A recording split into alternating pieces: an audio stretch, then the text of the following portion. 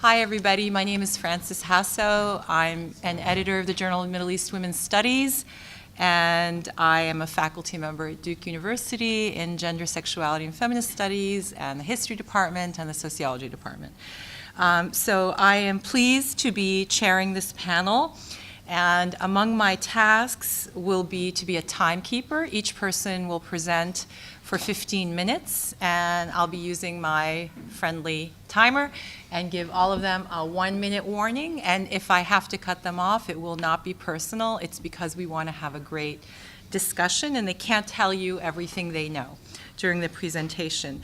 If you could do us a favor and turn off your cell phones and anything that's likely to ring and be disturbing during the event, that would be great. So what I'm going to do is introduce each speaker right before they speak, and I'm going to sit there so that I can listen to them because I haven't read or heard the papers, and then I'll come back up to introduce the next person. So our first presenter is Patrick Haddad, who is an MA student of English Literature at the Department of English at AUB. He is the founder and first president of the Gender and Sexuality Club here at AUB, and his fields of research include Arab modernity, the Nahda, and queer fiction. Please join me in welcoming. Naam.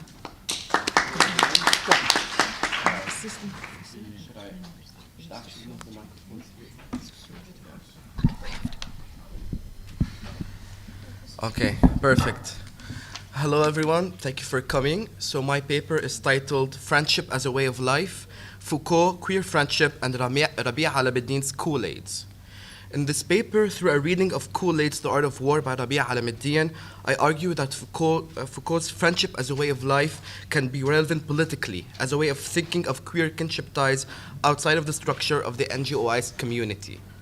Foucault, writing in the gay leftist magazine Gay Pied, theorized on the political possibilities of friendship and friendship as a way of life, which I argue is meant to present an alternative to the commercialization of the gay male community in Paris.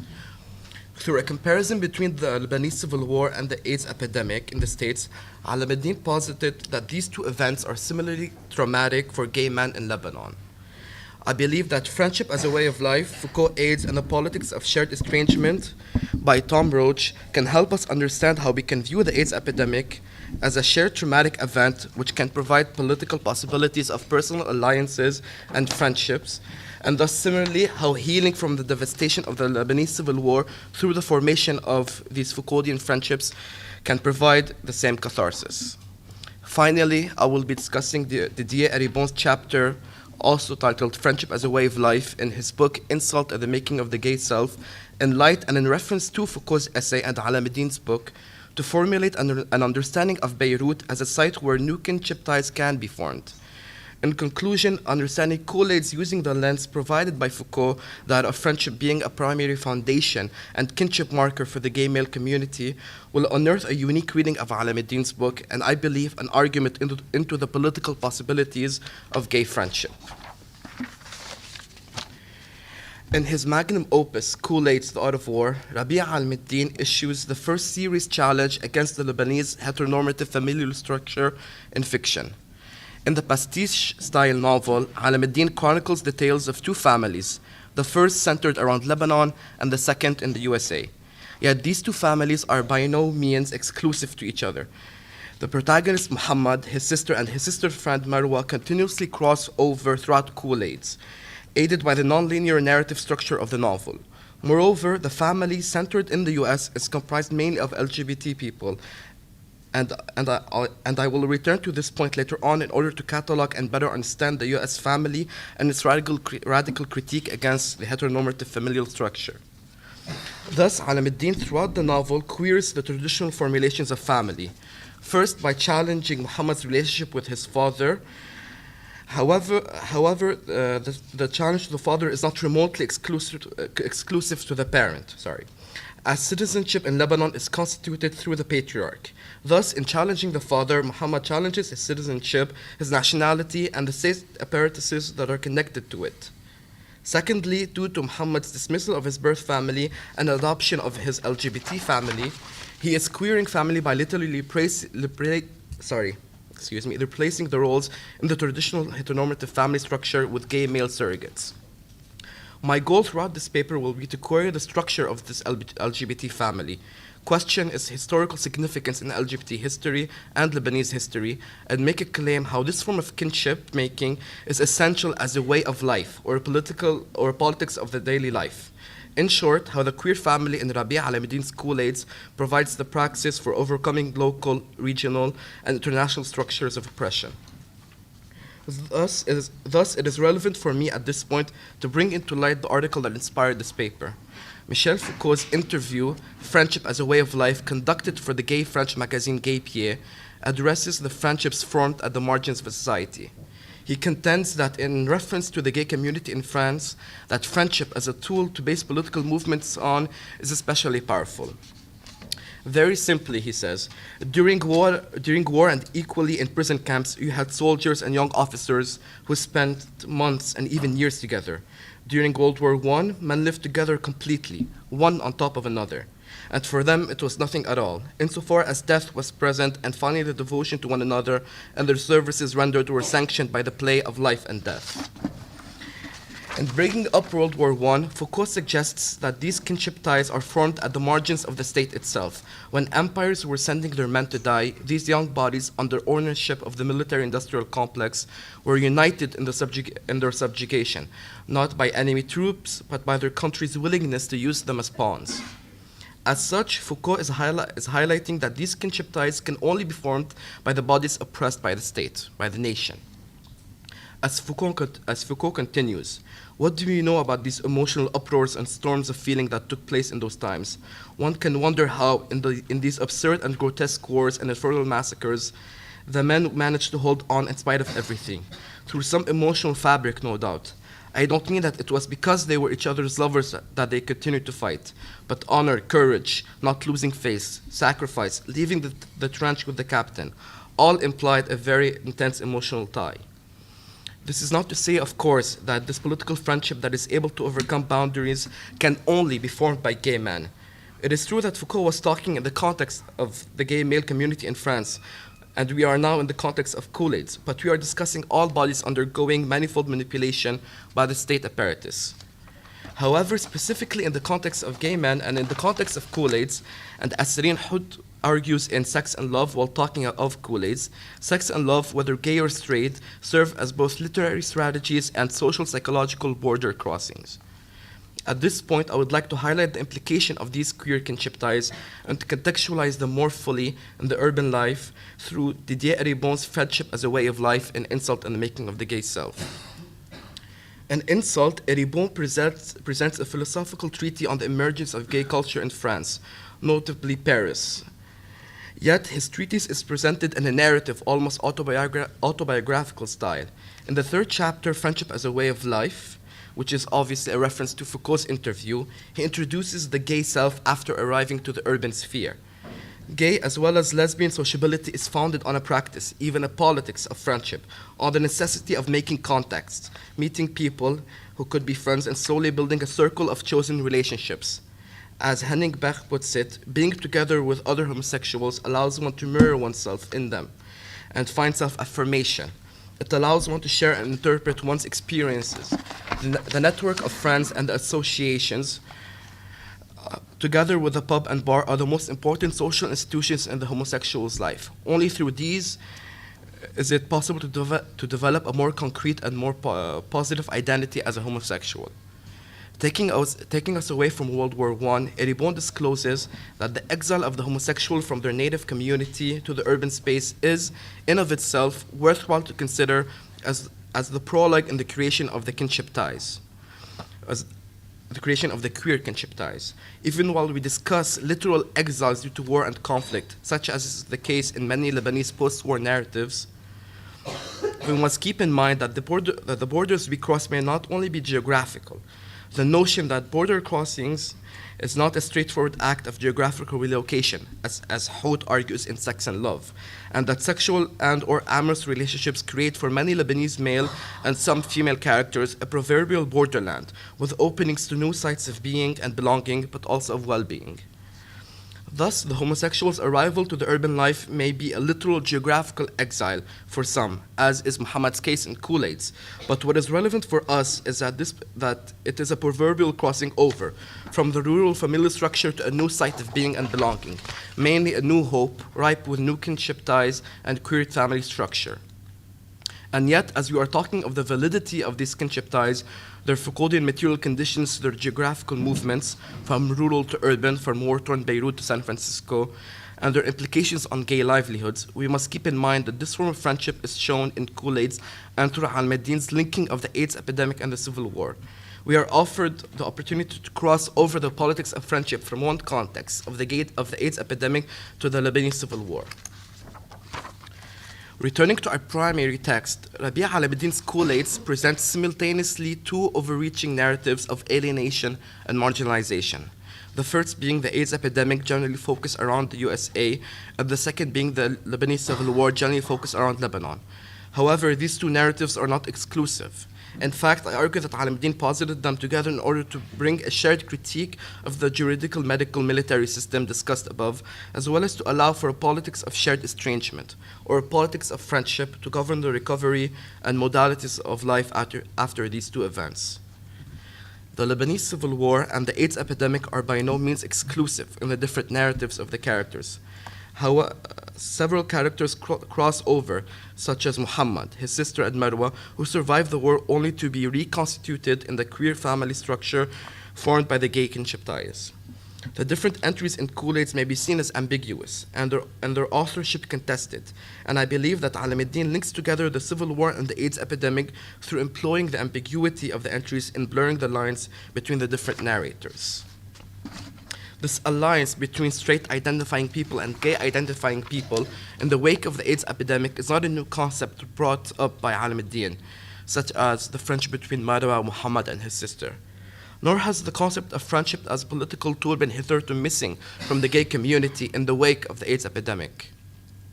In Friendship as a Way of Life, Foucault aids in the politics of shared estrangement, also a reference to Foucault's interview.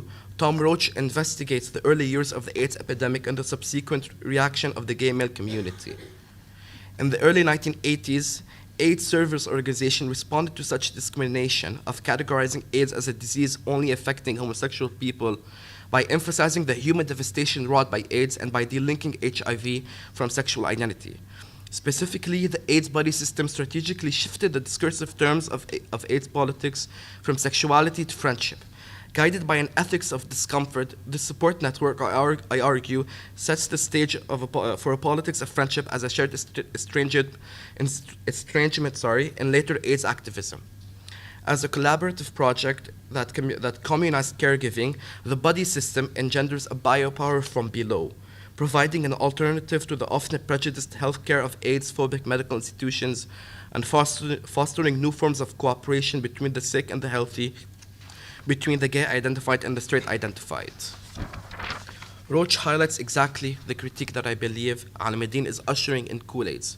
The communized caregiving typified by Muhammad's closely knit queer family ties as he succumbs to the effects of AIDS is exemplary of the body system ushered in by groups such as ACT UP. This body system, which is a politics of friendship as shared estrangement that has developed in the later stages of gay AIDS activism, provided an alternative healthcare to a prejudiced medical institution. Furthermore, these new political alliances changed not only the context of AIDS recovery, but created a queer solidarity.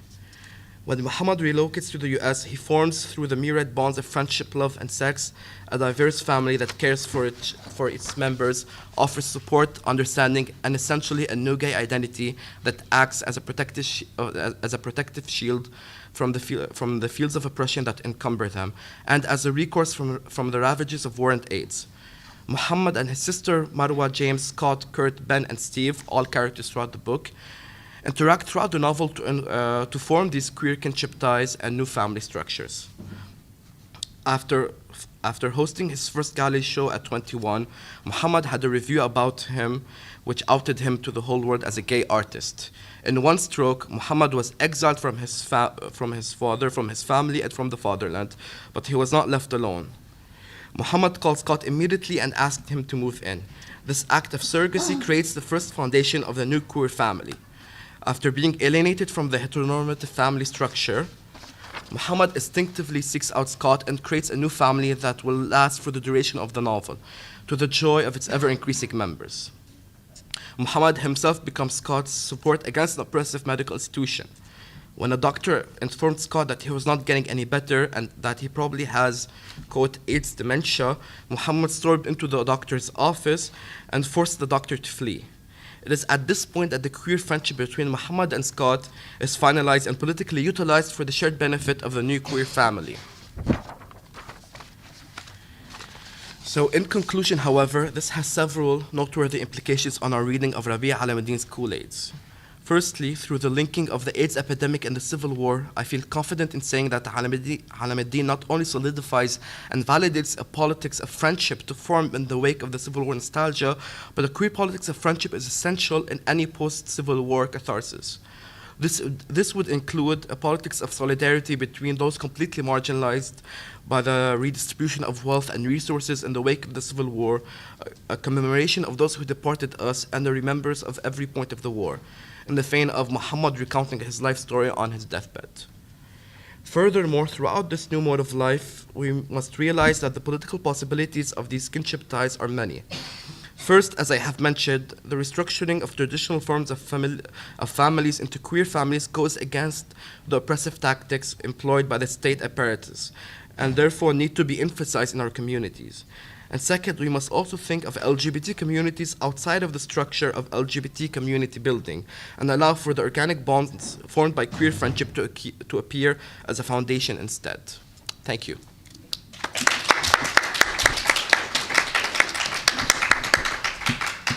It's like you were perfect. Timed myself. Can I use your phone? Can I use your phone? Yes. You're sitting down. Yes. Okay. Yeah, press start. Thank you, Patrick. Thank you. So the next speaker is Jade Musa, and I hadn't given the title for Patrick's paper, but he had, and it's in your program. Jade's title is Queering the Middle Eastern Queer, on how the Western queer discourse limits the queer Arab man's identity. Jade is currently a master's candidate in advanced international studies at the Diplomatic Academy. He's of Lebanese origin and is interested in the intersection of gender, language, and biology. He's currently working on the historiography of sexual chromosomes and their effect on the solidification of gender norms. His thesis will look over the interplay of biology and queer theory to discuss the reality of gender as pseudo-biology. As a Lebanese queer individual, he believes that the Arab queer identity, or the queer Arab identity, should develop independently of Western influence and create a center for non-white queerness through the Arabic language. Please join me in welcoming him.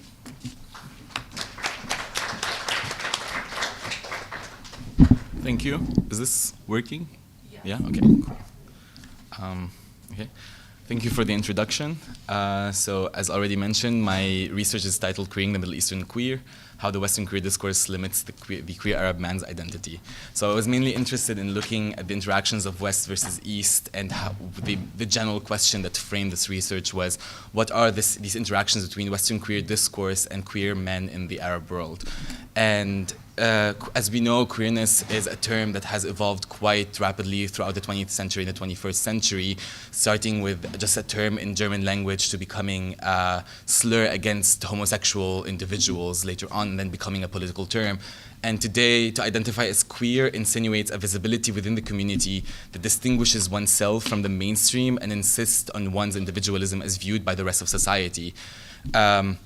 And this definition became central to the Western queer discourse, especially during the 80s, after being inspired by the civil rights movements in the 60s and 70s, and because of the AIDS epidemics of the 1980s. There was this desire by the LGBT movement and the queer activists to identify themselves and make themselves visible. So there was this trend of using identity as a definition for visibility.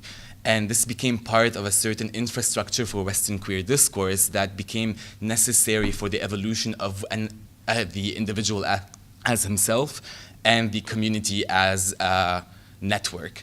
And this led me to ask the following thesis: does the adoption of Western standards of queerness actually liberate and validate the identity of the queer individual, especially in an environment that lacks the infrastructure for such an accelerated growth? Because as we see in the West, the coming out, for example, liberates the individual and makes him part of the queer society. And does that apply for societies such as the Levant? And before moving on to further to my argument, I would just like to define quickly certain terms that are necessary. So queer, as I already mentioned, it's an umbrella term that refers to LGBT plus communities in general, and it's quite political in nature. For the sake of my research, I used it in two different ways. The first one, which is among the Arab communities, it was used to define men who have sex with men regardless of their identity, how they identify themselves, whether homosexual, bisexual, or other.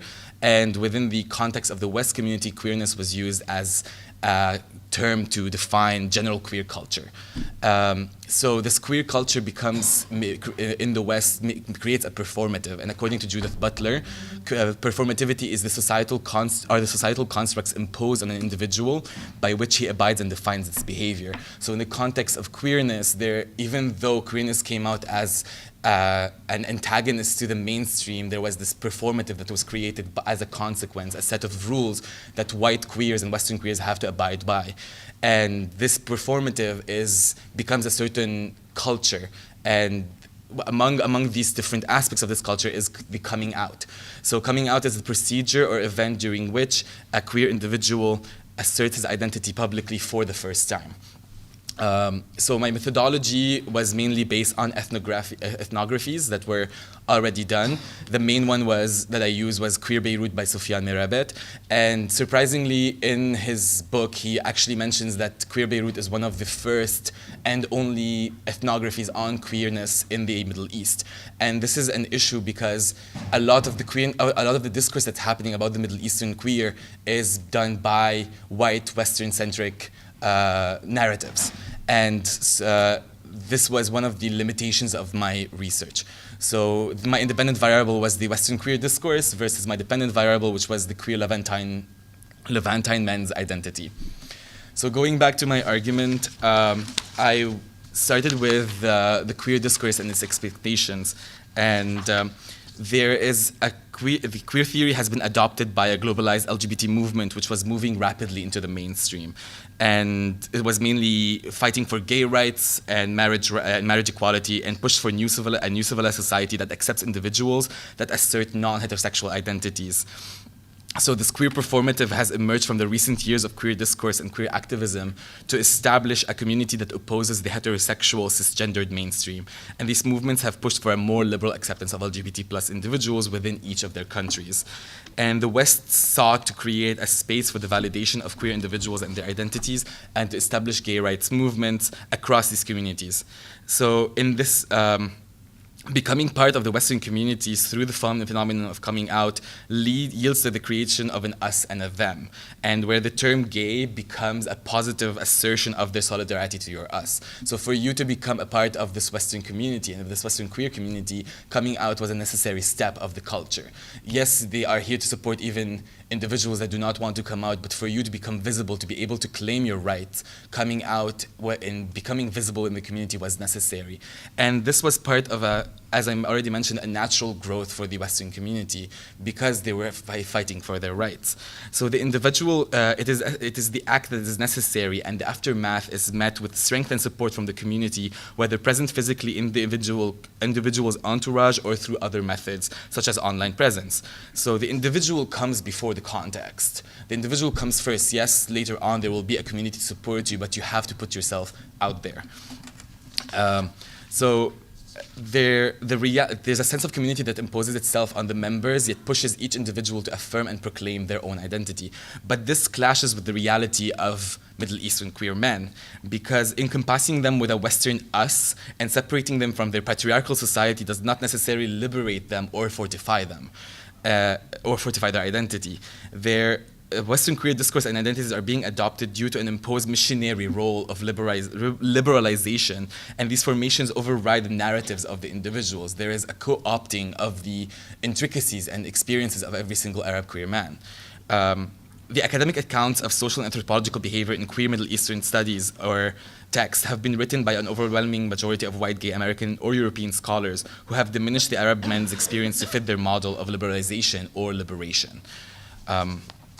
So this creates, and as we know, Middle Eastern communities are based on communal ties first, which goes against this Western concept of individuality. Families and environments are more important than the declaration of your own visibility as a queer man in the Middle East.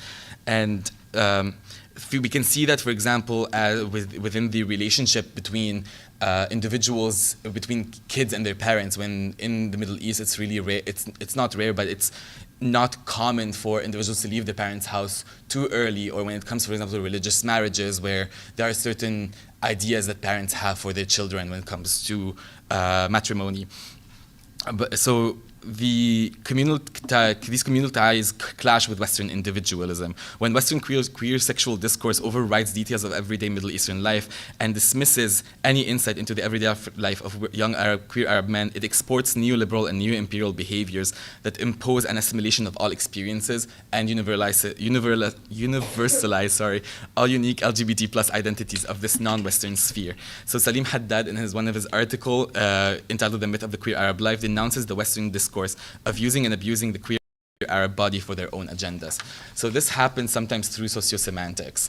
And I argue that the Arab language is not properly adapted to the sexual and gender terminology that were coined in the West decades ago. It is more common for queer communities in the Middle East to use language in English rather than in Arabic when communicating about these theories or this activism. And this creates an imperial imposition of Western queer semantics that continues the tradition of misrepresenting the queer identity of Arab queer men, where many a Western academic have made language-based mistakes and errors when analyzing queer and sexual semantics in Arabic.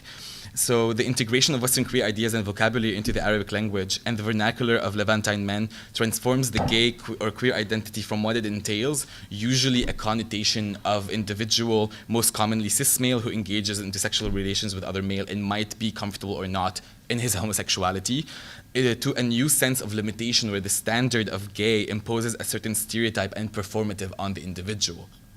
So the lack of understanding of the nature of homosexuality in homoromantic relationships forces families to assume that gayness to be a feminine, weak performance and failure in the nurture of the son. This is a creation of stereotypes onto queer Arab men and the imposition only of stereotypes rather than the liberative aspect of these Western semantics. So we can see that as well, for example, in the Psychiatrist Association of Lebanon that only denied that homosexuality was a sickness in 2014, and despite that, there were still a lot of clashes within queer communities in the Levant. So in fact, even within the gay community, there are certain expectations that come with the label of gay, and sourcing from internalized homophobia and misogyny and deeply rooted in patriarchy and masculinity, the behavior of certain queer males within the homosexual sphere in the Middle East is similar to the homophobia in the community of the West, but even more exaggerated.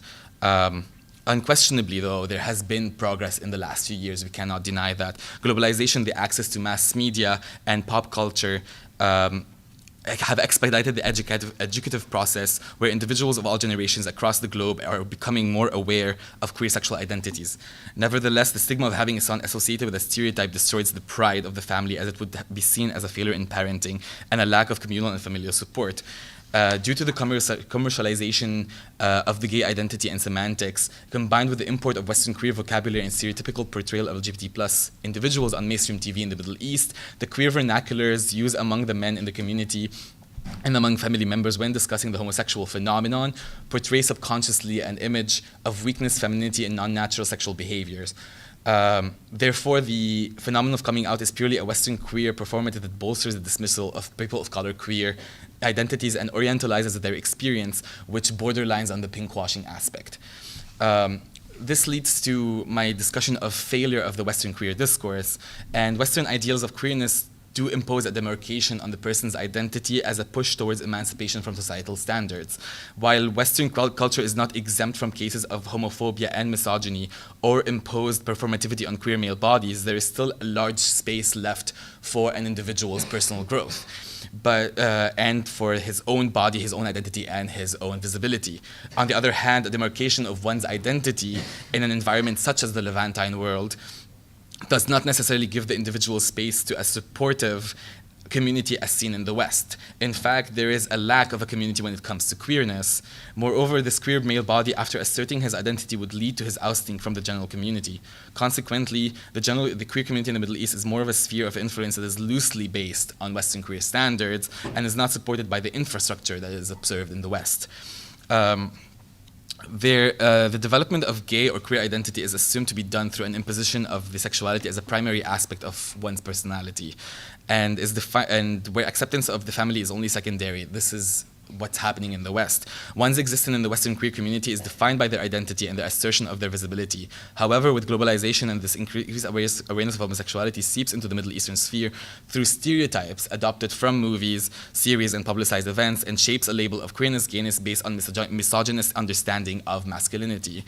By insisting on this discord, the West perpetuates a sexual binary, and their impositions does not liberate the Arab queers nor make their visibility an empowerment tool. They bolster a rigidity in queer Arab identity and vocabulary formation, permitting the few recently created Arab words to imply the negative stereotype of the gay man, and further alienates individuals from contributing to the general gay rights movement. So it's important still to understand that there are exceptions to every single theory and every single aspect. And a major one that I found was Salim Haddad's recent book, Guapa, which discusses the experience of an Arab queer man that leaves his Arab nation to the United States to study there and rediscovers himself. So in this context, it does affect, the Western discourse does indeed bolster certain individuals that are able to reach the West and that abide by certain neo-bourgeois individuals. So if we look, for example, within the Lebanese community, there is definitely a different experience for every single individual, and generalizations hurts that. So in Lebanon, religion and class are intersectioned, and every single level of, if a person is Christian and rich, for example, from a high class, has a completely different experience from someone who is Muslim from a high class, and that goes as well with, for example, from a lower class. So, in conclusion, there are a lot of limitations to this research overall. Mainly, it's the lack of ethnographies that are being done in the Middle East and the generalization of narratives. The Western queer representation of Middle Eastern men has always erased these peculiarities and differences that shape their position within their domestic societies and the international sphere, avoiding any discussion of the intersections of class, race, and sect. This research overviewed the effects of Western queer discourse on the identity of queer Arab men through the usage of Western semantics and the coming out experience. So by imposing these values and by letting them seep into the community, queer Arab bodies are thus portrayed as straight acting or conforming to gender performances to avoid shame and public humiliations, since families come first and the pride of the family comes first. But despite the limitations, the concentration on the narratives of Levantine queer men, this analysis of the effects of Western queer discourse leads to. Can I just say one sentence though? Okay. So I just wanted to actually end on these last two sentences. This was what I was going to say. The Middle East and the Muslim world are definitely not perfect nor safe havens for gay men, but it's still important to criticize the discourses constantly imported from the West and globalized through mass media and popular TV shows. And I love this sentence by these two authors, Amara and Al-Shakri: "Queer resistance and sexual counter-politics are imaginable in the Middle East." Thank you.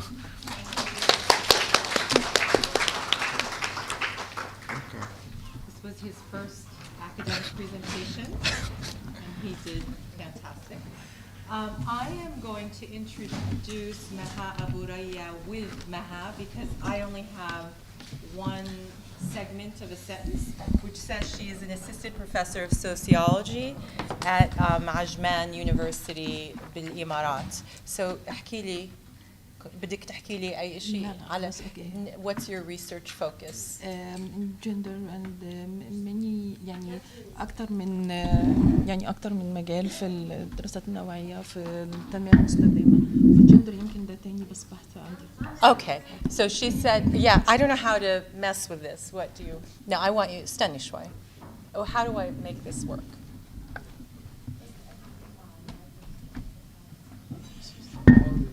Okay. There. احكي مش بس إلهم.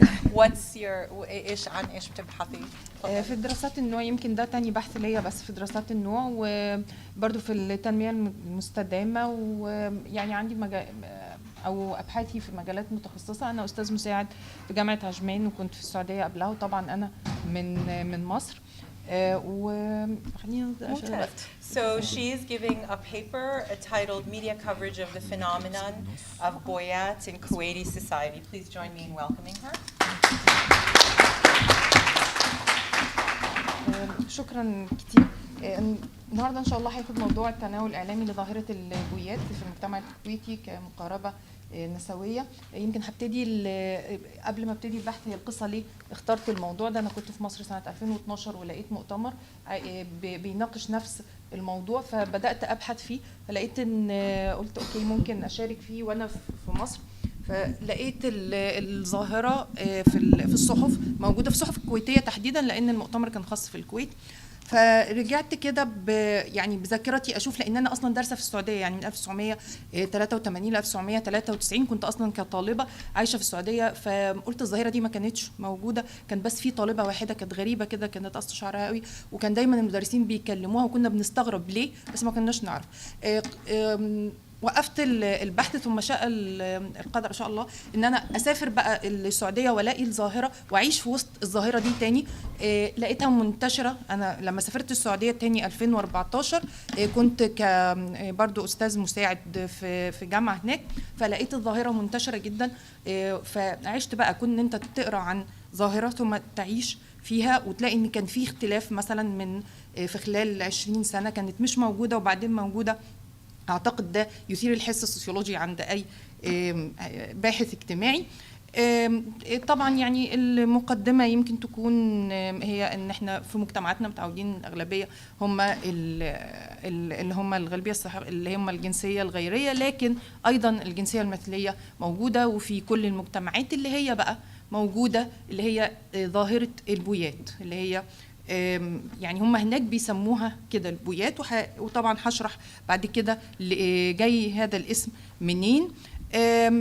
غالبا يعني انا في مصر ما لاحظتهاش رغم ان طبعا عايشه في مصر لكن لم الاحظ هذه الظاهره فكان برضو ان هي ربطت وكما قرات يعني في المراجع ان هي مربوطه بالمجتمعات العربيه ذات الطبيعه المغلقه اللي بتكون الفتيات لوحدها والشباب او الذكور لوحدهم. اخذت طبعا الاطار النظري عندي من الموجه الثانيه من النسويه في الراديكاليه اللي هو ان هو ده هل هذه الظاهره يعني بيعيشوها هناك ضد في يعني مرحله هل هم في مرحله النضال ضد نظام الادوار الجنسيه وازاي ان هم ده موجوده في هذه المجتمعات يعني بيضاف عليها الطابع المرضي زي ما فعلا اثبتت هذه النتائج اثبتت النتائج كده. يعني ايضا استخدمت بمقاربه الموقعيه النسويه او الستاند بوينت ابستمولوجي اللي هي علشان لما قرأت عنها لقيت ان هي ممكن تديني دراسة يعني مفصلة عن تجارب هذه الفتيات او هذه النساء من في هذه الفكرة. زي ما هو واضح البويات هو مصطلح يطلق على الإناث اللي بيمارسن الجنس مع أخريات من نفس النوع اللي هي الليسبين أو السحقية اللي هو بقى إيه جاي من كلمة بوي الإنجليش فحطوا لها أنثوها فبقت بويا. وده المصطلح ده طبعا منتشر كتير هناك جدا وبيستخدم. الصورة دي أنا واخداها من مقالة من المقالات اللي طبعا غير مسموح إن احنا نصورهم أو حتى إن احنا نتكلم معاهم أو ندرس الظاهرة أو نتناقش معاهم في أي حاجة. طبعا أنا بتكلم على كان في المجتمع السعودي أنا لم أذهب إلى المجتمع الكويتي لكن في الكويت يعني برضو لأن أنا تعرضت لأكثر من من مجتمع يعني وشفت وعشت ما بينهم، فهم الكويت اكتر حريه يمكن في الحديث وفي تناول اي موضوع تقريبا يعني من بقيه المجتمعات. فبقى زي ما قلنا كده بقت اسمها بيلقبوها ببويا، واحيانا بيسموهم جنس رابع بس مش يعني مش مدرك كتير، احيانا بيسموها مسترجله او فتاه مسترجله.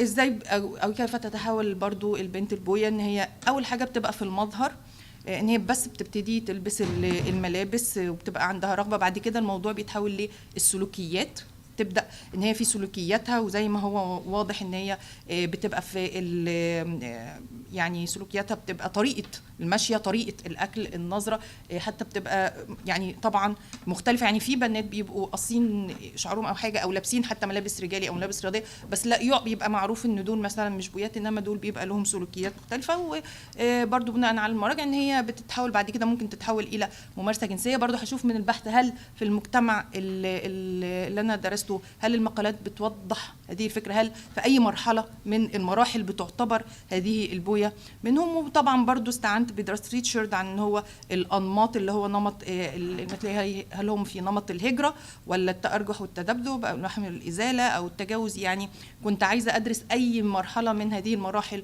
بتعد البويات فيها. حاولت ان انا اجاوب على سؤالين، السؤال الاول اللي هو كيف يتم تمثيل البويات في الصحافه الكويتيه، والثاني ما التجربه التي تعيشها البويات بشان تصوراتهن عن ذواتهن. وده طبعا من اجل ان انا اوجه الانتباه لتجارب البويات بشان الواقع الاجتماعي اللي هم بيعيشوه. حاولت برضو ادخل او اللي هو من خلال بقى اللقاءات المقابلات المتعمقه ان انا ادخل في حياتهم واتكلم عنهم، منظورهم، هل بيشعروا بالرضا او عدم الرضا، هل بيشعروا بالغربه، هل بيشعروا بالعزله، بيشعروا بالاندماج. المنهجيه اللي انا اتبعتها وليه اتبعتها، الظاهرة موجودة ممكن ملاحظتها بمنتهى السهولة في يعني حتى في طبعا بالنسبة للسعودية داخل المدارس، لأن هناك يعني لابسين العبايات ومش واضح قوي. في المدارس بتبقى باينه في الجامعات، في الاماكن برضو ممكن لما نروح هيئه او مؤسسه. بالنسبه يعني مجتمعات تانية برضو بيبقى واضح في الاماكن، حتى الاماكن العامه. للاسف لم اجد دراسات سابقه كتير في هذا الخصوص، فبالتالي لم استطع ان اقدر حجم الظاهره او ما كانش عندي احصائيات، لان تناول الظاهره كان غالبا زي ما قلت اللي هو في المقالات الصحفيه. حتى لما بدات ادخل على مجتمعات اخرى عشان اشوف حجم الظاهره او اشوف ماذا تحدثوا عن الظاهره، فوجدت ان هي بس في المقالات الصحفيه، احيانا برامج تلفزيونيه، حملات توعويه فقط. فبالتالي كان بحثي استكشافي، استخدمت فيه تحليل مضمون استقرائي اللي هو كيفي، يعني ما استخدمتش الكمي اللي هو باستخدام الارقام للدلالات وكده، علشان مزيد من اللي هو التعمق في المعاني الذاتيه وتامل التجارب سواء كان بتعيشها البويات من منظور الآخرين. حاولت برضو اللي هو إجراء مقابلتين متعمقتين طبعا، وده كان منتهى السرية، يعني لأن مش زي ما قلت كده مش مسموح إن احنا نتكلم معاهم أو نجري معاهم حوارات. التحليل المضمون كان لصحيفة كويتية اللي لقيت فيها أكتر صحيفة، لقيت فيها يعني مقالات كان في الفترة من 1 يناير 2008 لأول يعني معلش عشان الخط يعني أول 6/2017. زي ما قلت كنت وقفت البحث وبعدين رجعت استكملته تاني. والمقابلتين ده طبعا عن ان هي منهجيه تحليل المضمون بتديني ميزتين، ان هي الماده طبيعيه موجوده غير تفاعليه، انا لا بأثر عليها ولا على المبحوث ولا كده ولا على المعلومات ولا على البيانات، وبرضه هي غير تفاعليه، فبيديني نوع من انواع الموضوعيه علشان ادرس هذه العمليه. اخترت عينه زي ما اتفقنا اللي هو من 1/1/2008 ل 1/6/2017، سواء كان في كلمه البويه في عنوانها الرئيسي او في الفرعي او في المحتوى النصي. بدات اجمعها طبعا، ده طبعا عن طريق الموقع الالكتروني. كانت الامور اسهل بكتير. صحيفه الوطن الكويتيه بدات احفظها، ولما حفظتها يعني حفظتها بهذا الشكل اللي هو وورد، علشان كده يمكن ما فيش يعني صور منها، علشان اقدر ان انا ارجع عن طريق اللينك اقدر ارجع بمنتهى البساطه. بدات بقى التصنيف او الترميز، وبرده يمكن الصوره واضحه. الترميز كان بالطريقه ديت، ان هي ما استخدمتش برده برنامج احصائي لان لم يكن هدفي احصائي. انا استخدمت عملت كود كده لمثلا السلوكيات البويات. عملت كود لمثلا البويات وسجلت ماذا كتب عنهم. مثلا رأي الجنوس اللي هم الجيز او اللي هم الذكور المتحولين الاناث ماذا قالوا عنهم، الكاتب ماذا قال عنهم، الطالبات ماذا قال عنهم. فكانت دي الطريقه اللي قمت بيها. فلم يكن ابدا تحليل كمي. وكان لواحد يعني وصلت ل21 مقاله. ده برضو كده يعني مختصر، ان كان في 11 مقاله كتبها ذكور، 6 كتبها اناث، 4 ما كانت معروضه يعني كخبر. السنوات النشر كانت اللي هي كانت في 2008 2009 2010. في اعوام ما كانش فيها مقالات تقريبا. المقالات برضو كانت سلوكيات البويه كانت تقريبا جت في 8 مقالات.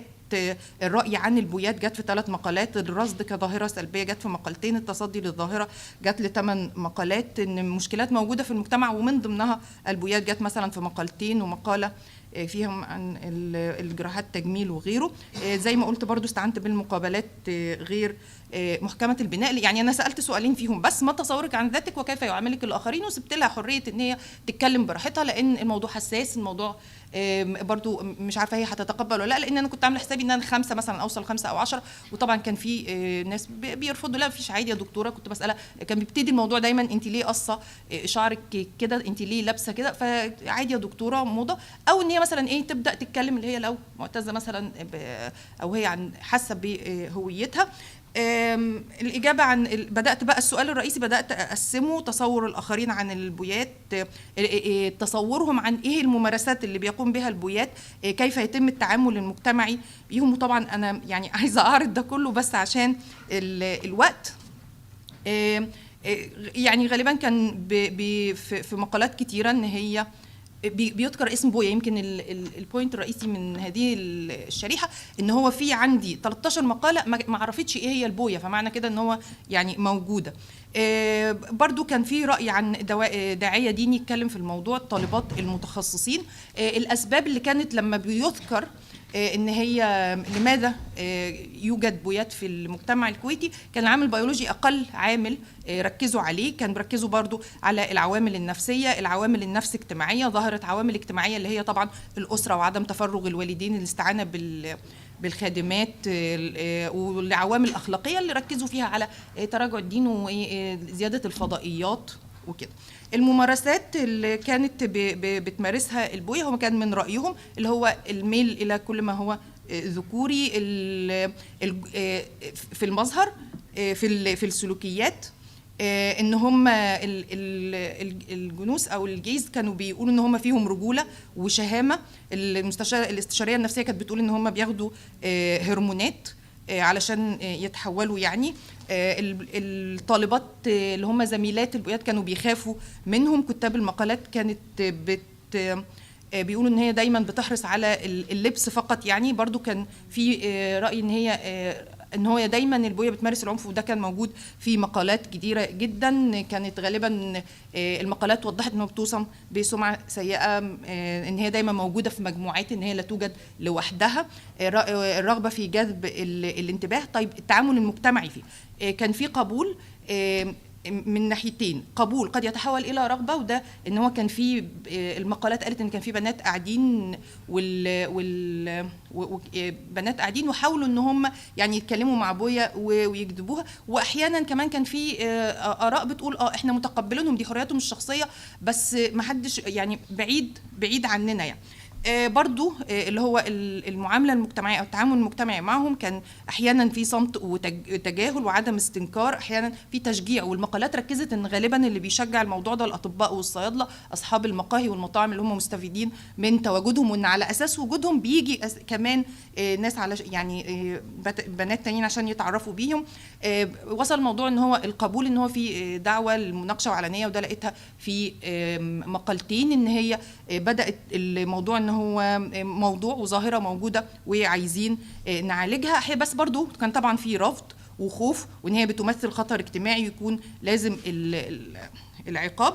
ايضا يعني كان في اقرار رسمي بوجود هذه الظاهره، وحتى بدا اللي هو اول او اخر نتيجه هنا ان هم بداوا اللي هو يطالبوا بحقهم في التصويت، بس دي طبعا لقيتها في مقاله واحده. المقابلات الشخصيه كان فيها برضو احساسهم بالانوثه، هم عدم احساسهم بالانوثه، تقبلهم لذاتهم، شعورهم باستقرارهم النفسي والارتياح، ان هم لا يرغبوا في تغيير واقعهم. وسبب كونها بويا ان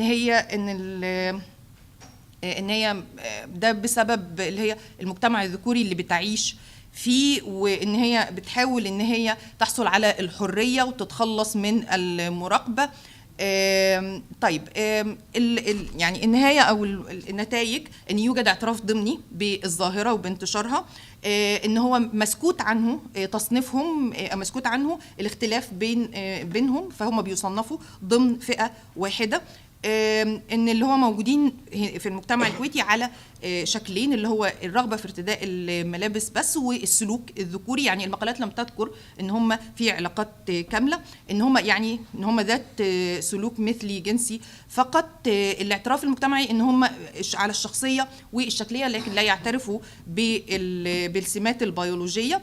اغلبيه المقالات بتؤكد ان هي انحراف يحتاج الى علاج، لكن داخل هذا الرفض يوجد التقبل ان العامل الاجتماعي والعامل النفسي. انا بقالي نص دقيقه لو تسمحي لي حضرتك. العامل الاجتماعي والعامل النفسي هم الاساس في هذه الظاهره، فبالتالي هذه القضية إلى حد كبير هي تعتبر قضية يعني مهملة بيتم تناولها، ولما يتم تناولها طبعا هو تناول إعلامي غير نسوي. فأنا بدأت أتساءل طيب البويات دول هل هيستمروا، لأن كانت معظم الملاحظات إن دي فترة مراهقة، لما يكبروا الموضوع هينتهي وهيبقوا يعني شخصيات عادية أو امرأة عادية. وبوصي بأبحاث مستقبلية عن دراسة النصوص الثقافية التي تتضمن تمثيلات متناقضة للبويات والتغيرات في المضمون المجتمعي للبويات. وأشكركم على سعة صدركم. السلام عليكم. شكرا.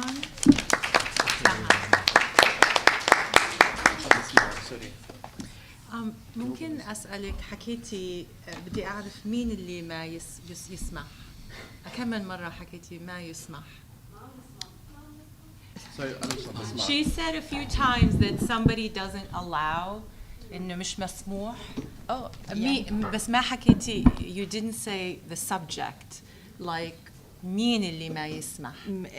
يعني الحكومة أو المدارس أو البويات أو لا، هو المجتمع يعني في المجتمع ككل، وخصوصا بقى داخل المجتمع الجامعي، لان انا هلاحظهم فين؟ انا لاحظتهم داخل المجتمع الجامعي نفسه. فداخل المجتمع الجامعي طبعا غير مسموح لنا ان احنا نعمل حتى ابحاث عن هذا الموضوع، ولا ان احنا نتكلم ونقف معايا. كان في ظاهره، كان في بنت كانت بقى اعتقد ان هي كانت وصلت لمراحل متقدمه، فدي كان ممنوع مننا خالص ان احنا نقترب منها. يعني ممنوع الجامعه بتمنع؟ اوكي. Okay, so I will take, maybe 3 comments or questions, and you be clear who you're directing them to, and then I'll open it up for the audience. For the panelists to respond. So the floor is open. Questions or comments? Yes. Thank you all. Basically, if I were to follow the earlier panel, you should say your name, identify yourself. I'm Nana Isa, I'm an assistant professor at the English department here. Thank you for this panel. I have a question to all of you, different questions to all of you. So to Patrick, I want to ask about queer family and politics and friendship and in relation to this, the family and the politics of friendship as a critique of family structures and patriarchy, sectarianism and memory. Could you elaborate, because you passed really quickly on that. Could you elaborate on that. And to Jad, I really don't understand if you're using the West as an analytical concept or not. I wonder, I mean, now we see in the West, I mean, Donald Trump is anti-gay. He's the West. So how do you deal with that? How do you deal with the West, the fact that the West is not a monolithic category? And Raya? Maha, sorry. ما فهمتش انت عم تقولي انه هاي حالة مرضية ولا ما فهمتش عليكي؟ انا حضرتك عرضت كما عرضتها المقالات، يعني دي النتائج اللي انا وصلت لها كيف يتعامل. انا اسفه. So هذا السؤال. Okay, so مش مشكلة. Next. I'll go back and then front. Okay, Nadia. Oh no, it's a problem. This is the. Yeah, my name is Nadia Ali, I'm from SOAS. Maha, I was wondering if you're familiar with the work of Noor Al-Qasimi and in how far your work builds on it or challenges, or how does it engage with her work? Noor Al-Qasimi? Noor Al-Qasimi, who has worked on Bayat. So I was wondering whether both Jade and Patrick could tell us how do you define queer discourse, and I guess particularly to Judd, I was very confused about the way you used queer. So in my mind, you were at some point conflating, I guess, what I would think of the sort of gay international and queer. Sometimes we were conflating LGBT activism and queer, and then sometimes we were speaking about Judith Butler and queer theory. So I was wondering if, I guess both of you, I would be interested if you could tell us about what you mean by Western queer discourse, what you mean by queer theory, and what is the relationship between LGBT activism and queer activism? Okay, you had your hand up, and then I'll go to, yes. Oh, I see. I'm like, I thought you couldn't see me.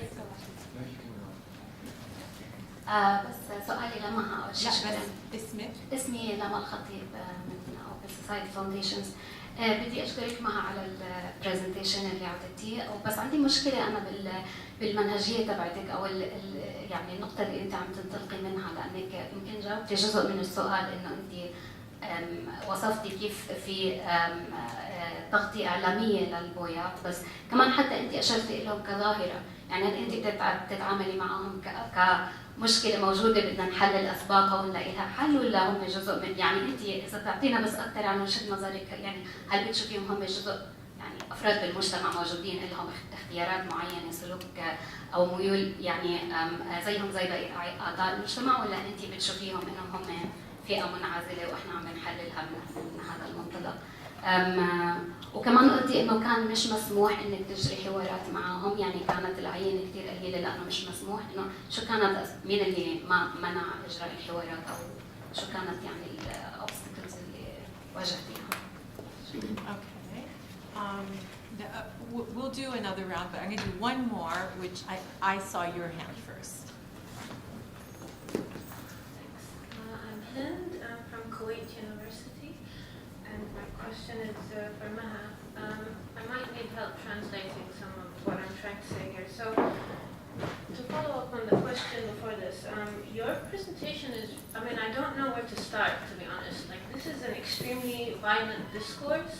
You're alluding to gay and queer people as a phenomenon.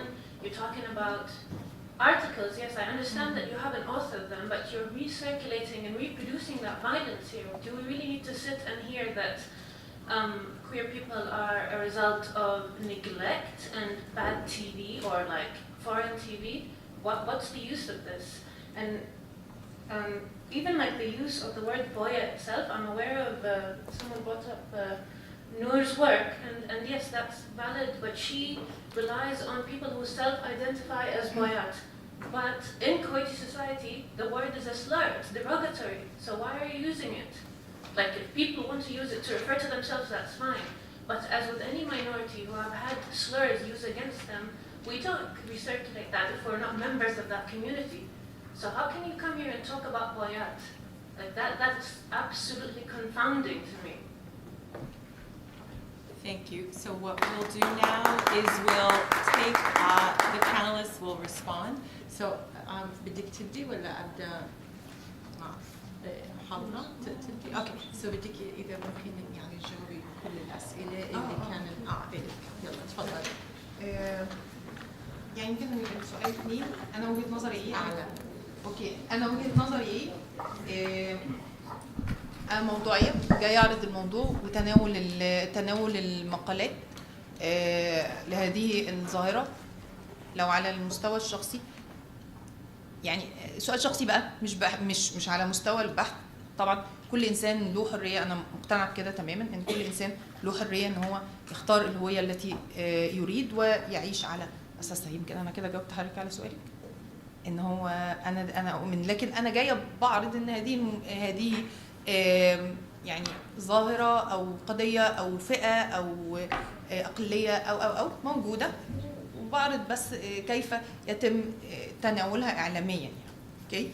بالنسبه لنورا القاسمي مش عارفه هل من اسمها انا صراحه يعني ركزت على دراستي على المجتمعين، ما درستش الظاهره. اعتقد من اسمها ان هي من الامارات. عندها دكتوراه. من الامارات. فانا يعني حقيقي انا ما درستش عشان ابقى يعني انا ما درستش الظاهره في المجتمع الاماراتي. عندي شويه يعني مش عارفه برضو يمكن عشان الانجليزي وحضرتك بتتكلمي بسرعه، فلو ممكن ابقى يعني حضرتك تقولي بالظبط يعني السؤال. هحاول اشرح. طيب اوكي. طيب الكلمه هي بويا يعني هذه صفه ما نستخدمها بطريقه شنو عكس سلبيه؟ ايجابيه. يعني هي مو كلمه ايجابيه. في بعض الناس من ال LGBT groups they use it يعني they proclaim it. بس الناس اللي برا هالجروب لما انت تستخدمينها هذه فيها يعني كميه عنف وطاقه سلبيه يعني مو المفروض انك تستخدمينها. حتى يعني مو هذه اللي كتبت هالمقاله تكلمت عن ناس هم they identify as boyat. فهذا موضوع ثاني. ان احنا نيجي نتكلم عن الناس هذول كل الناس اللي بالمقالات كلها هذه قاعد يتكلمون عنهم بطريقه يعني جدا سلبيه. يعني هذه لما تقولي عن وحده بويا this is not a good thing. It's never going to be a good thing. Maybe it will be but in Kuwait society الحين مو شيء يعني شيء سلبي وفي عنف. يعني اوكي انت ما قاعد هذا مو رايك بس انت قاعد تطرحين الكلام فليش نتعرض يعني هالعنف مره ثانيه؟ شنو نستفادها؟ يعني في وايد فئات there's so much racism against them. هل احنا الحين نيجي نطرح نقول هالفئه X, Y and Z just بس عشان نرد نشوف العرض؟ احنا يعني I'm trying to get at يعني شنو الحين المغزى من كلامك؟ يمكن يعني هي موجوده اصلا في اللي هي في استخدامي النظريه اللي هي الواقعيه النسويه اللي هي ان احنا لما احنا بنتكلم على فئه فده اللي لما ادخل في التجربه اللي هي عاشتها واتعمق فيها ده بيعمل يعني وصولا الى التغيير المجتمعي اللي كانت بتحصل اصلا في المرحله الثانيه من النسويه. عشان كده اللي هي يعني كمرحله للتغيير المجتمعي سواء كان هم هناك زي ما انت بتقولي رافضين او زي ما البحث بيقول رافضين ويحدث تغيير او اللي هو مزيد من لان يعني النتائج انت بتقولي في يعني انا شايفه ان في يعني الرفض ده متضمن قبول. يمكن انا طلعت ده في النتائج يعني ان الرفض الظاهره فيها قبول وفيها برضو من القراءه ان هو بدا كان في حد في البرلمان انا بس يعني مش فاكره ان هو قال ان هو يبداوا يبقى لهم اصوات وكده. فدي وجهه يعني بحث حبيت يعني اشتغل عليه. وزي ما قلت لك لان الظاهره او الموضوع ده ما كانش او القضيه او الفئه او اي ما تسميها بس هي عموما لها مسميات في كل الدنيا. ما هي بالانجلش هم يعني مثلا جيز في لازم بالانجلش يعني. Okay, so for now, خلينا let's keep going. Okay, no problem. I just want you يعني ده to اعتقد كده ان انا بس خلصتي كل جاوبتي كل شيء. Okay, okay. So we'll continue, but تفضل. Thank you for your questions. They're actually quite good criticisms. So I think I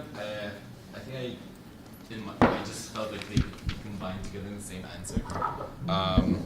So when it comes to the West, I do agree. This was like the main criticism I made to myself within my limitations, that generalization can happen quite easily. And it's not only from the Middle Eastern side, but it's also from the Western side, because even in the West, you have these different experiences where certain individuals are not even accepted in the community. Let's say if we're talking about someone from, just like a random example from, let's say, rural Milwaukee, and they come out as trans, they don't necessarily gonna be accepted in the community. And which is why I just tried to limit it to Western queer discourse, which is why like I wasn't talking about in the West, like all the homophobia and the discourse that comes out from, for example, the Westboro Baptist Church or people like Donald Trump. So I tried to limit it to just the concepts that come in within the LGBT community that is predominant in the lexicon and in the behavior in that part of the world. So yes, I completely agree with you. When it comes to queerness, I also agree with you that there was definitely a certain conflation when it comes to the terminology. And I definitely glossed over it in my presentation quite quickly. In my research, I actually expanded a lot on it. So I started just with queer theory. So for the sake of the paper, I only used queer theory to define performativity, and I did not use it. If I did in my presentation, I apologize, but I did not use it within the research itself. It was just only to define what queer performativity meant, coming from Judith Butler's definition of performativity in general. Just to establish that there was a certain queer performance and culture that came out from the West. Then for the conflation when it comes to LGBT, from LGBT activism and queer and gay internationalism and queer, I used queer mainly for its political term, for the political aspect that comes with queerness, and not to specifically use one aspect of it. Like, yes, queer as a term is an umbrella term, and it's a gray term. You can use it in different aspects. You can use it as a verb, as an adjective, and as a noun. That's just grammatically speaking. And then when it comes to actual terminology, queerness can either mean a queer individual that doesn't want to identify according to certain labels. Like, you can be someone who abides by, like, you're a male who has sex with other males but still identify as queer. It can be used in terms of gender as well, and not necessarily sexuality. So yes, there is definitely this sense of vagueness when it comes to the term queer in my research, but this was like the main point. It was just for the political aspect of it. I hope this answers the question. Yes? No? If you think it did, then I think it does. We're going to open it up a little more. Yeah. Okay. So Patrick. All right. Also, thank you for your questions. I believe you asked about the politics of friendship, and so I believe you asked about the politics of friendship, and if I can talk more about how that queers heteronormative familial structures. Thank you for asking that. I actually want to talk more about that, but due to the limitations of time, I couldn't. But I wanted to reiterate that. Throughout Kool-Aid's, Alam ad-Din creates a rift between Muhammad and his father, and this is noteworthy because, first of all, it is very similar to other post-war Lebanese fiction in that the question of the father is always presented, but also the fact is the father does not represent only the familial structure. He represents heteronormativity within the family. He also represents citizenship. As we all know that if that a person is only Lebanese, if their father is Lebanese, their citizenship is constituted through the patriarch. I understood it to mean that the critique against the father would ultimately leads to a critique against the fatherland. So Alam ad-Din throughout his book critiques this image of the nation through the critique against the father, and more specifically when Muhammad, the character, moves to the US and he gets outed, it creates a larger rift with the rest of his family in Lebanon except his sister. And that was the turning point that led to the creation of the queer family. So it's not that the politics of friendship itself critiques the family structure, but the politics of friendship, or friendship as a way of life, as Foucault would put it, creates these queer kinship ties, and these queer kinship ties are the ones that criticize or pose like a threat to the heteronormative family structure. And I also wanted to also talk about the difference between LGBT and queer for me. So obviously I say LGBT activism. What I mean, activism around issues of gender, sex, and sexuality. I also used, I think, gay AIDS activism, but what I actually mean is sexual health activism, specifically done by MSM, for MSM, men who have sex with men, to MSM, men who have sex with men. I do agree that sometimes I might use queer to designate anything that is non-normative, whether sexually or gender-based. But I don't remember if I mentioned here. Anyway, thank you for your questions. Okay, I'm going to take 4 more, and I'm going to start with Sarah. Yeah. Yes, I just, let me, yes. Just let me do, yeah. So can you introduce yourself, though? I want you stayed in my head after the last 4, so you're first. Yeah. So my question... And if you can introduce yourself. Yeah, I'm Sarah Mrad, Assistant Professor of Media Studies at AUB. So my question mainly is for Jad and Maha. Maha, I want to start with you. You mentioned feminist standpoint theory as the methodological grounding of your work. I couldn't see how this came through in your actual data analysis and the way you went about researching your topic. As you were describing your disposition or your orientation towards the subject in an objective manner, that sort of completely demolishes the subjectivity that is inherent in feminist standpoint theory. So this is one. So if you can speak more about this objective and where you see the feminist standpoint theory helping you conceptualize the phenomenon that you're studying.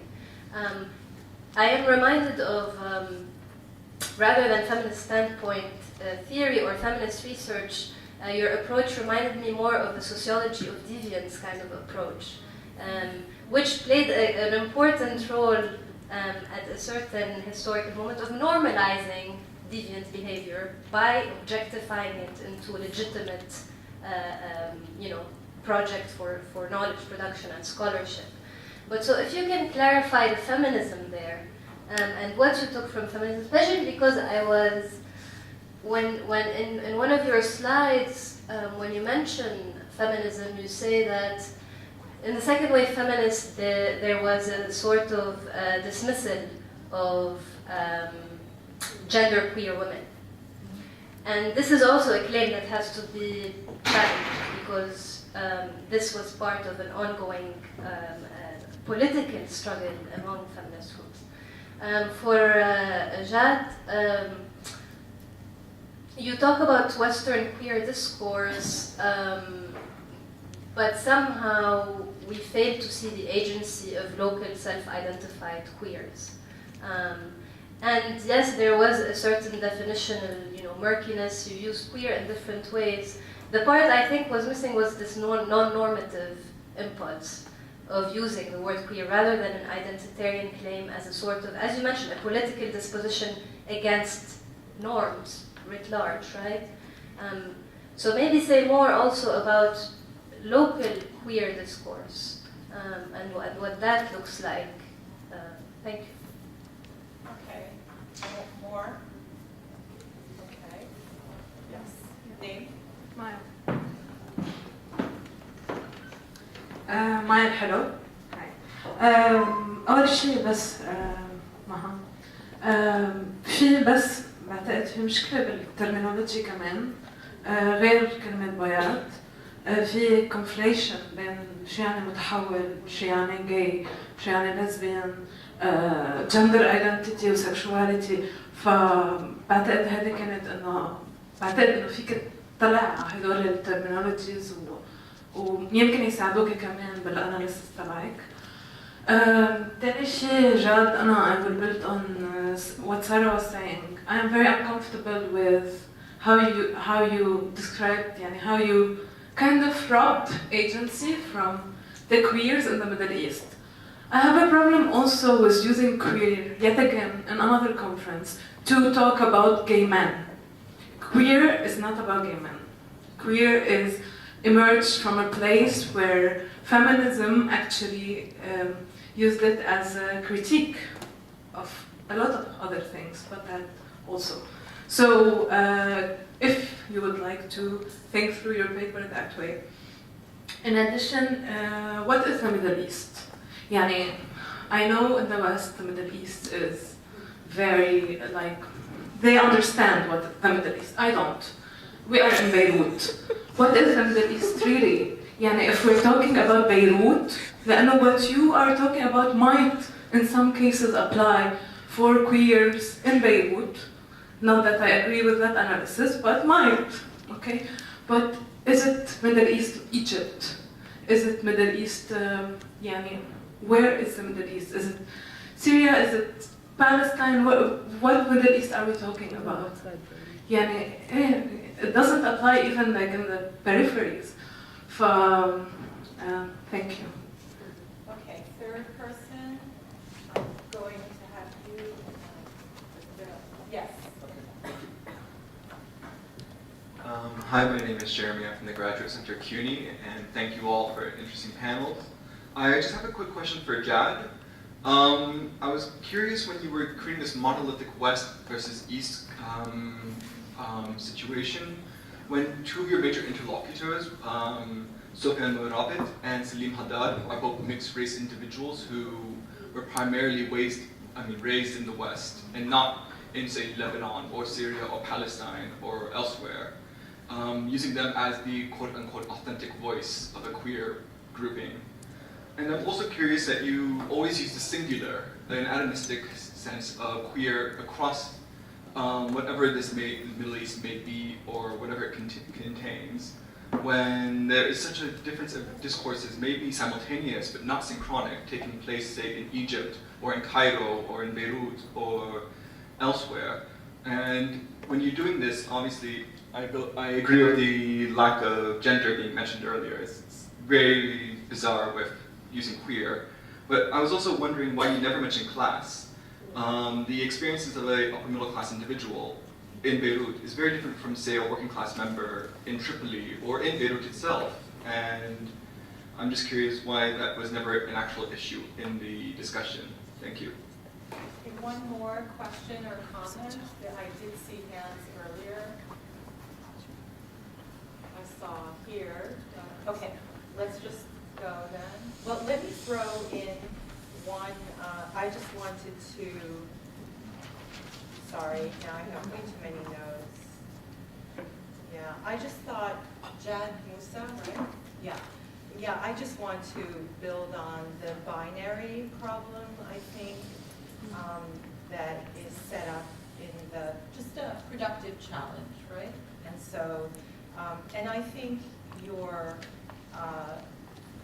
right on this question of I mean, it's the scale at which you were, maybe the scale at which you were, actually maybe there's a scale issue in all three papers. So the scale at which the discussion happens, actually, let's say, kind of objectifying in this case, and at the literary, level, at the theoretical queer theory level, essentially means that it produces its own kinds of results. But I would definitely, having sort of widely read, let's say, transnational non-normative sexuality studies in multiple disciplines, I would definitely say be careful with the West, the West versus East kind of way. And I would agree with the person who talked about what is the Middle East.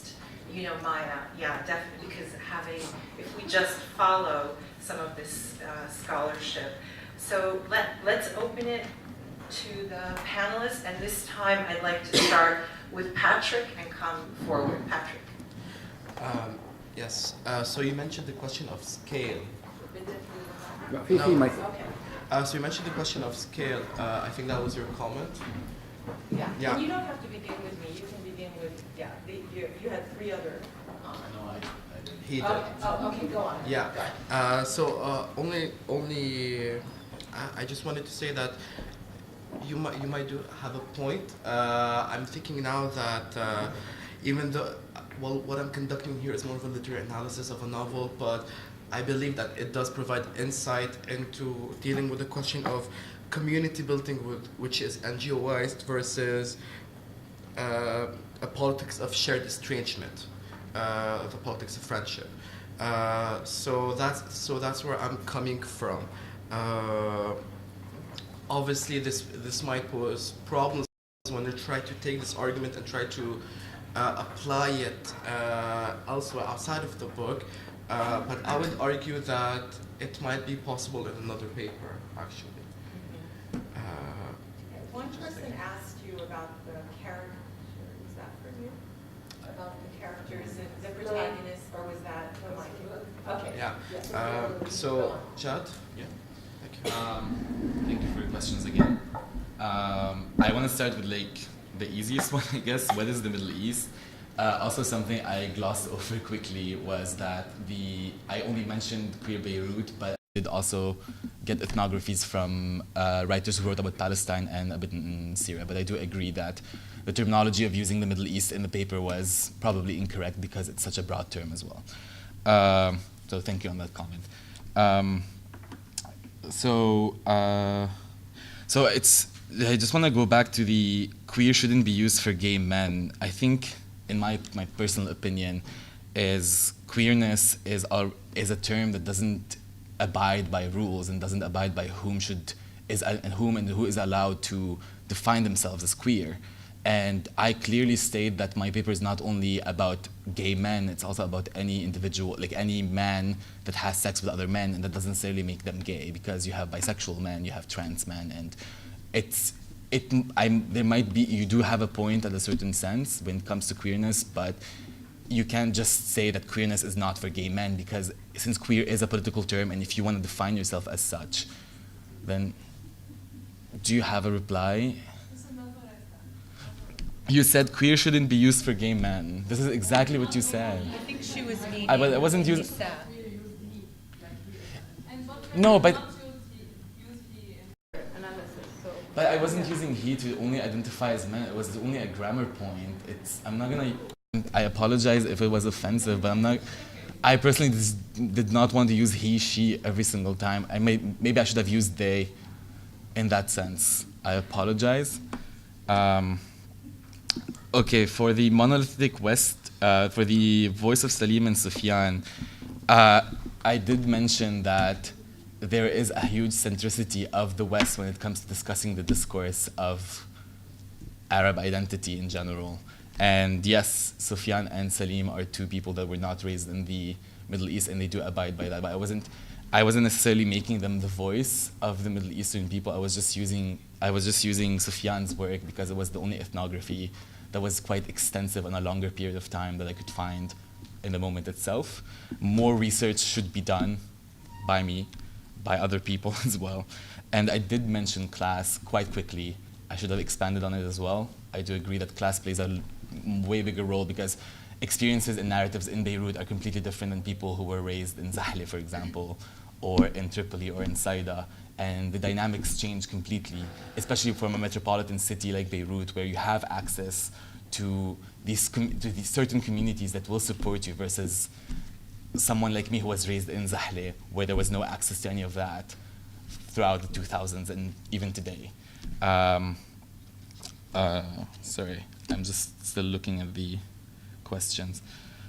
There was the question as well about the comment about stealing agency of local queers. I also agree that there was not specific, I wasn't specifying at all what happens on the local level. And there's definitely a lot of mobilization and a lot of organizations that do work for the definition of queerness or gayness, however we want to define it, in our own term and not according to Western terms. Yes, this was not mentioned in the paper at all. It was again, the sociology that I was using was based on just just non-activist behavior of Arab men in Beirut, as based in Sofiane Merabet's Queer Beirut, where he doesn't necessarily indulge or dive deeply into, for example, the work of Helm or other organizations. I think there's just still the monolithic West versus East. Yes, this is another generalization as well, but I think it was Kenneth Waltz who said that theories have to be general and they're always going to have exceptions, and this is just another theory, in my opinion. Yes. Can I challenge you on that? Yeah, sure. So, and it relates to the kinship question and what you just said about Zahle. I know very little about Lebanon, so don't assume anything there other than what I read. And this is only my second visit to the country. But let's just say where your community is from.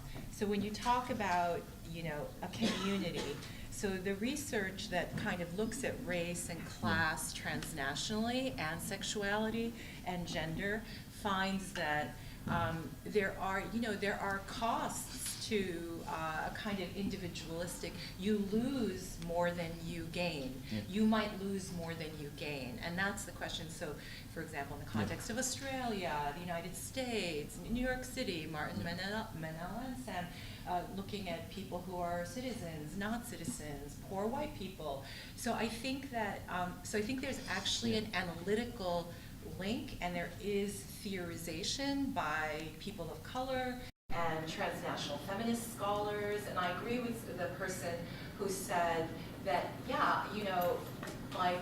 queer theory came out of feminist debates, and in those debates, people of color and working class people and sexuality, they were always there, and so I would just say it might be deeper, so by staying at the scale of queer theory at some meta, it ends up being kind of white and pretty privileged, and I'm in that privileged academy. I'm just saying certain questions are foreclosed and certain lenses are foreclosed. But ultimately, I agree that it needs deep kind of engagement with whatever local means, local kinds of texts.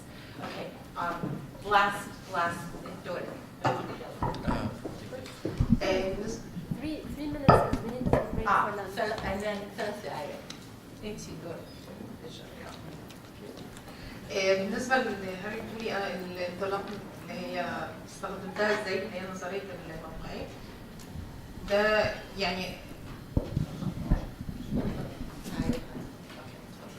كان الموضوع ان انا انطلقت منها على اساس ان انا اشوف هل فعلا المقالات بتوضح ان هذه